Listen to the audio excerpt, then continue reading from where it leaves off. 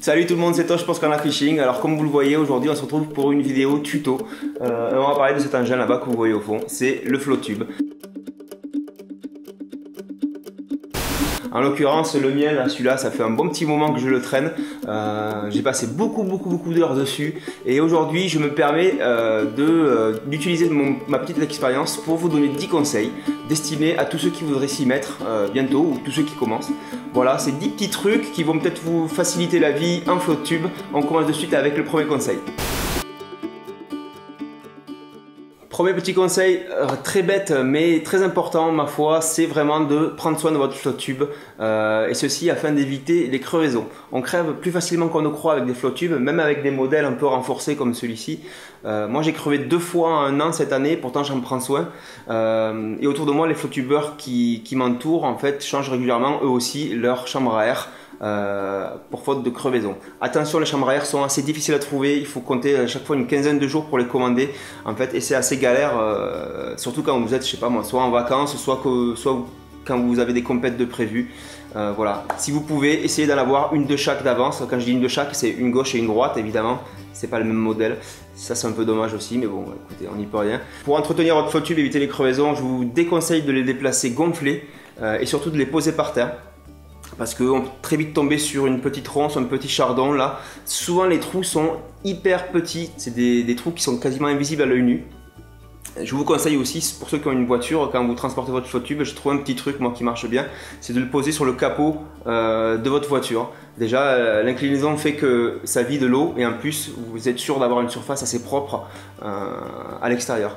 Si jamais vous crevez sur l'eau, donc bon déjà ne paniquez pas parce que même sans chambre à air vous flotterez quand même et vous pourrez rentrer au bord. Donc ça c'est une première chose. La deuxième chose aussi, c'est de profiter d'être au bord de l'eau pour sortir la chambre à air de son emplacement et de chercher le trou sur place dans la rivière ou dans le lac. Parce que une chambre à air de Flotube c'est assez large, c'est assez grand. Et si vous ne trouvez pas le trou sur place et que vous le marquez avec un petit stylo ou un petit feutre, si vous devez le faire chez vous, je vous souhaite bien du courage parce que c'est assez compliqué. Je vous avoue que je l'ai fait l'autre fois dans la baignoire. Bon, ma femme m'a regardé d'un air un petit peu éberlué. Je la comprends parce que c'est pas des choses qu'on voit tous les jours. Quelqu'un se battre avec un bout de caoutchouc dans une baignoire, c'est assez bizarre à voir. Faites-le au bord de l'eau, essayez de prendre le temps de faire ça. Même si on est dégoûté que votre session est râpée, ben, c'est que partie remise pour la prochaine fois. Voilà. Et en ce qui concerne le stockage de votre Flotube à la maison, surtout pendant les périodes d'inactivité, bon, vous ne le stockez pas bien entendu gonflé parce que l'air peut se dilater à l'intérieur et ça peut entraîner des déformations ou autre cadeau assez sympa. Je ne laisse plus moi les bouchons ouverts non plus. Pourquoi? Parce que ça peut empêcher des petites bêtes éventuellement de rentrer, se mettre au chaud pour l'hiver. Mais bon, c'est peut-être un peu moi qui suis un peu parano. Alors le deuxième conseil, il est un peu moins évident, mais pour moi il est super important. C'est vraiment de prendre conscience que le Flotube n'est pas un bateau. Là où je veux en venir, vous allez voir, c'est assez simple. C'est que quand vous avez un bateau, vous pouvez vous déplacer d'un spot à un autre assez facilement. Quand on a le Flotube, on se dit tiens mais moi aussi, maintenant que je peux aller sur l'eau, je vais aller là, puis à un autre spot. Et si jamais ça marche pas là, je vais aller au spot un peu plus au sud. En Flotube, ça reste très peu possible de faire ce genre de truc. Pourquoi? Parce que le Flotube se déplace tellement mal. C'est vraiment un outil qui vous permet pas de vous déplacer quoi. Surtout avec les palmes de base qu'on vous file avec le Flotube, vous allez naviguer à aller dans le meilleur des cas 1 voire 2 km/h. Pour peu que vous ayez un peu de vent contre vous, alors là c'est vraiment la lutte pour avancer. Donc surtout une chose, retenez qu'un truc, mettez à l'eau là où vous allez pêcher et ne cherchez pas à vous disséminer parce que le temps que vous passez à palmer et à vous déplacer, c'est du temps où vous pêchez pas ou mal. Voilà. Et moi j'ai perdu énormément de temps dans des sessions de pêche, tout ça pour aller d'un spot à un autre. Et en fait au final, maintenant quand je vais pêcher en Flotube, je me mets à l'eau sur le spot que je veux pêcher, je fais 3 coups de palme et je pêche. Et je reviens aussi vite. Voilà, ça c'est quelque chose vraiment qui m'a beaucoup servi et qui au final rapporte plus de poissons parce qu'on pêche beaucoup plus de temps, tout simplement.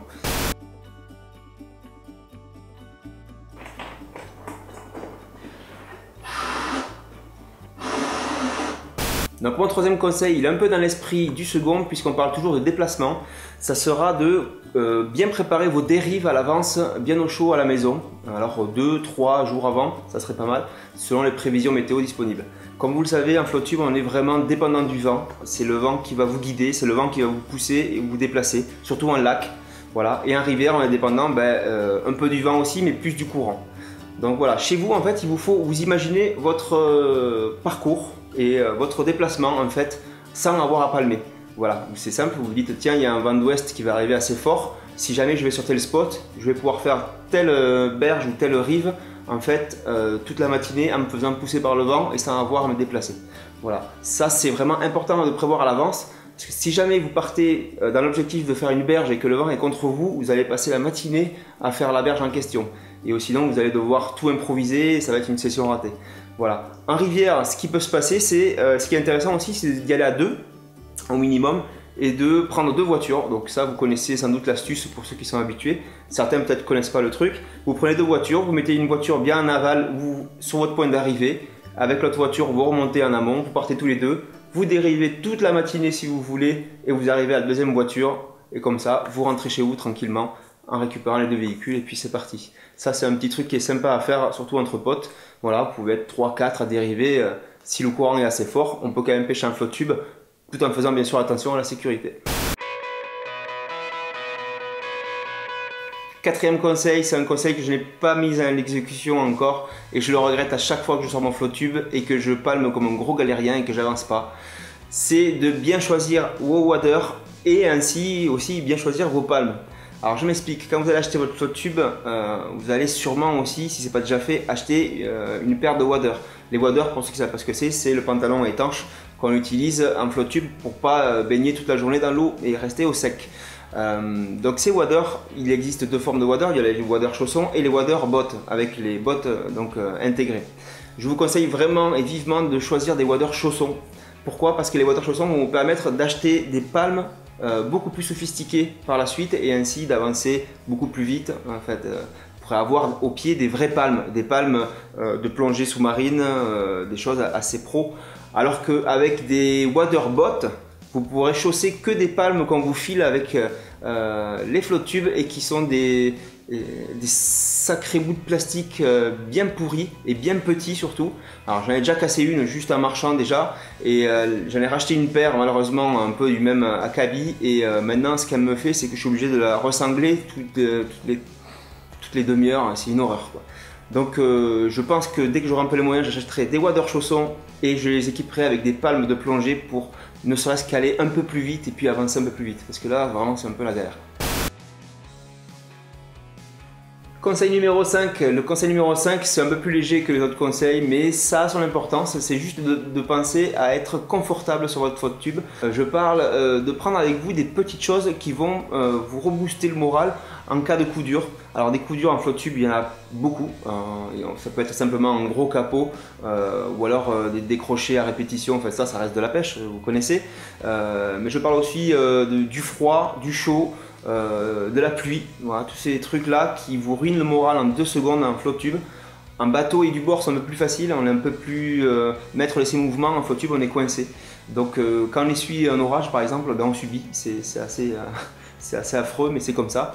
Donc prenez avec vous en fait un thermos de café quand il fait froid, des boissons fraîches dans une petite glacière. Canito m'a montré ça l'autre jour, c'est assez sympa. L'été, c'est vraiment bien d'avoir ça.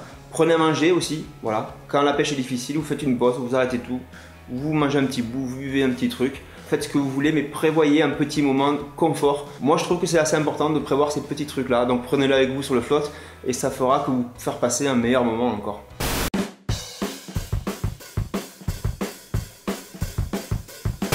Sixième conseil, c'est un conseil relativement simple, c'est en l'occurrence d'attacher tous les objets que vous utilisez le plus sur le flotte tube par une ligne de vie.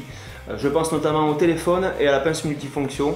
Donc le téléphone, c'est évident, en fait vous faites des photos, moi aussi, on est tous connectés, en train de regarder qu'est-ce que voilà. Quand le poisson mord pas, il faut bien s'occuper et on n'est jamais à l'abri d'une maladresse ou d'un truc comme ça. Même un poisson aussi, hein, si vous prenez un beau brochet, vous êtes en train de photographier, bim, il se réveille, il vous met un coup de queue dans le téléphone, votre téléphone va faire un vol et puis vous allez le voir couler à l'éco-sondeur. Ça peut être marrant, mais bon, en général c'est jamais très fun. C'est surtout aussi pour l'écologie, donc un téléphone avec une batterie lithium au fond de l'eau, je pense pas que ça fasse grand bien au biotope, donc ça je vous laisse réfléchir là-dessus. Au moyen de l'attacher donc avec la coque, en général une ficelle sur la coque ça suffit. Pas besoin de chercher des solutions extraordinaires. La pince multifonction, c'est pareil, c'est un objet qu'on a toujours dans les mains. On est en train de défaire des nœuds, de couper, de monter des anneaux brisés. C'est un objet qu'on cherche en général un peu partout. Voilà, et au moins avec une ligne de vie, donc vous savez qu'elle n'est pas au fond de l'eau, mais vous la trouverez beaucoup plus vite aussi. Hein. Voilà, souvent c'est des objets qu'on perd beaucoup de temps à chercher, mais qui au final sont jamais très loin. Et là, avec une petite ligne de vie, vous savez où est-ce qu'elle est à chaque fois, donc c'est du temps de gagner, donc du temps de pêche et des poissons. Conseil numéro 7, ça y est, vous avez un flotte tube, maintenant vous faites partie du monde des pêcheurs embarqués. Voilà, il faut savoir que juste pêcher embarqué, c'est autre chose que de pêcher du bord et être cantonné aux bordures. Quand on pêche embarqué, on a besoin d'informations un peu plus précises sur le spot qu'on pêche, parce que sinon on peut être très vite condamné à pêcher du vide, ce qu'on appelle pêcher l'eau, c'est-à-dire vous passez une journée à jeter un peu n'importe où au bon espoir de choper un petit poisson qui traîne. Ça marche pas souvent, je vous l'accorde, donc pour ça, si vous avez 2-3 sous de côté, je sais que c'est pas à portée de toutes les bourses, mais essayez de choper un petit éco-sondeur. Même un modèle de base suffit. Tout ça juste pour avoir au moins quelques informations prioritaires, notamment la profondeur à laquelle vous pêchez. Quand vous pêchez embarqué, c'est très important de savoir combien il y a d'eau sous vos palmes, en l'occurrence. Donc voilà, ça vous permettra d'être plus efficace. Et en pêche en verticale, je vous passe les détails, mais c'est juste indispensable. L'éco-sondeur va aussi vous donner des indications sur le fond, à savoir si le fond est encombré par des branches, des arbres, tout ça. Ça évite toujours d'aller s'accrocher bêtement. C'est bon à prendre. Ça va vous donner des infos aussi sur la fréquentation de votre spot. Donc à savoir s'il y a des bancs de perche, de blanc, des carnassiers. Voilà. On ne reconnaît pas toujours les carnassiers à l'éco-sondeur, il faut avoir un œil un petit peu éduqué, mais au moins vous savez qu'il y a de la présence de poissons là où vous pêchez. Je ne vais pas rentrer dans le débat pour ou contre l'éco-sondeur parce que pour moi c'est un débat qui est dépassé et daté. Voilà, il y a quelques années, je veux bien quand c'est apparu sur le marché, on se posait des questions. Maintenant, je pense que tout le monde a eu accès au moins une fois à un éco-sondeur, a vu comment ça marchait et bien sûr a vu que ça ne permettait pas de prendre des centaines de poissons et de vider des lacs entiers de leur population piscicole. Ça, c'est des légendes en fait. Ça permet d'ajouter une autre dimension à votre pêche. À créer d'autres moments assez intenses. Je vous avoue que quand on pêche en vertical à la vue, quand on a son leurre qui apparaît sur le sondeur et qu'on voit des poissons monter dessus ou des poissons refuser ne serait-ce que ça, votre leurre, ça apporte quand même quelque chose qui est vraiment sympa. Des fois, sans voir la touche, on a juste le cœur qui se met à battre parce qu'on voit qu'il y a un gros fiche qui se décolle du fond et qui vient voir votre leurre. Rien que ça, c'est sympa à voir. Voilà, et c'est pas pour autant qu'il va le prendre. S'il le prend pas, ben c'est juste que votre stratégie est pas bonne et ça permet un peu d'orienter votre pêche. Mon conseil numéro 8, il est très simple, c'est d'essayer de rehausser l'assise de votre flotte tube. Parce que le défaut majeur, pour moi en tout cas, du flotte tube, c'est qu'on est assis trop bas sur l'eau, donc du coup on voit pas ce qui se passe autour de nous. Notamment, c'est gênant en cas de suivi de poissons ou de refus. Voilà, quand on est sur un bateau ou sur un basse-boat, pour ceux qui ont la chance d'avoir essayé, on voit vraiment les suivis de très loin et ça c'est vraiment important pour diriger sa stratégie de pêche. En flotte tube, on voit rarement des suivis ou peu et on voit encore moins le fond ou les herbiers qui peuvent se trouver à des fois à 5-6 mètres à côté de nous. Voilà. Donc pour ça, pour essayer de grignoter un peu de hauteur, si je peux dire, il faut essayer de rehausser l'assise du flotte tube. Alors, les fabricants de flotte tube ont souvent pensé à nous et ont prévu un système de sangle qui permet de rajouter de la mousse sous votre fauteuil pour essayer de vous surélever un petit peu plus. Vous inquiétez pas, le fait d'être un peu plus haut ne va pas vous empêcher de palmer ni de vous déplacer. Et je pense que c'est une petite astuce qui vraiment vous apportera un confort supplémentaire pour le flotte tube.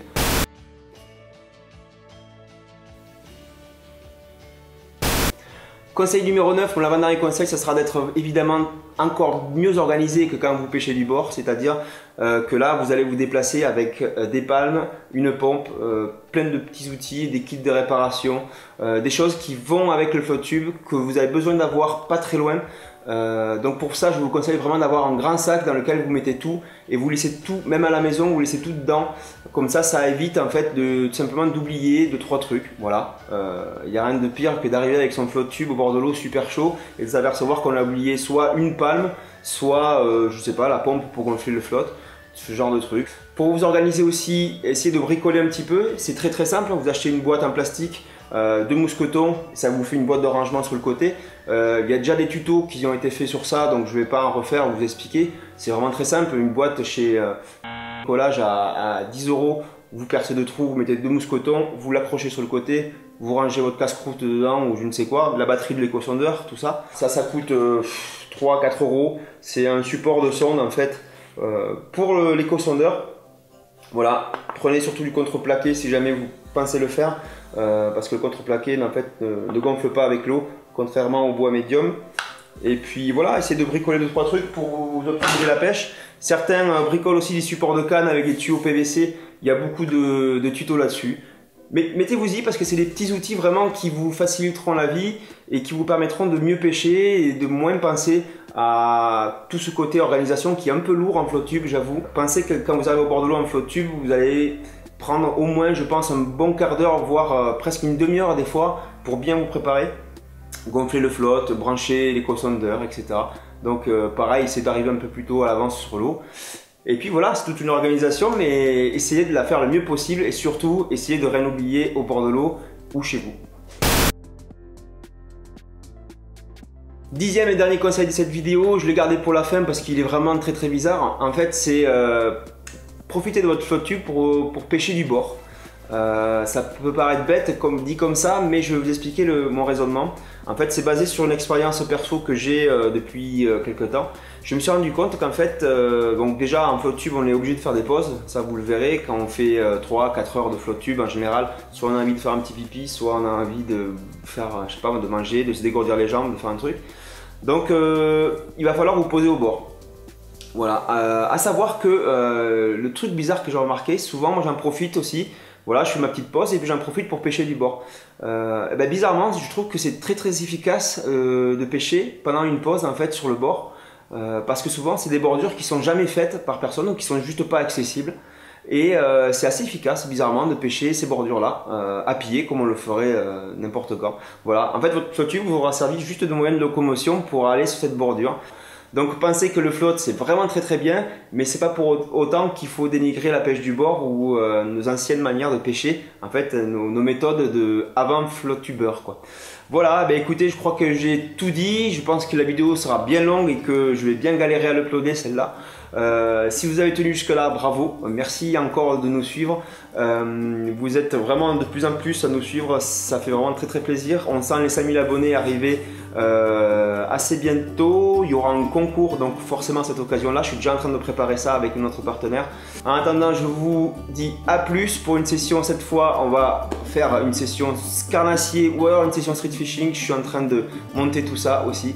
A bientôt, c'était Tosh pour Scarna Fishing, ciao ciao.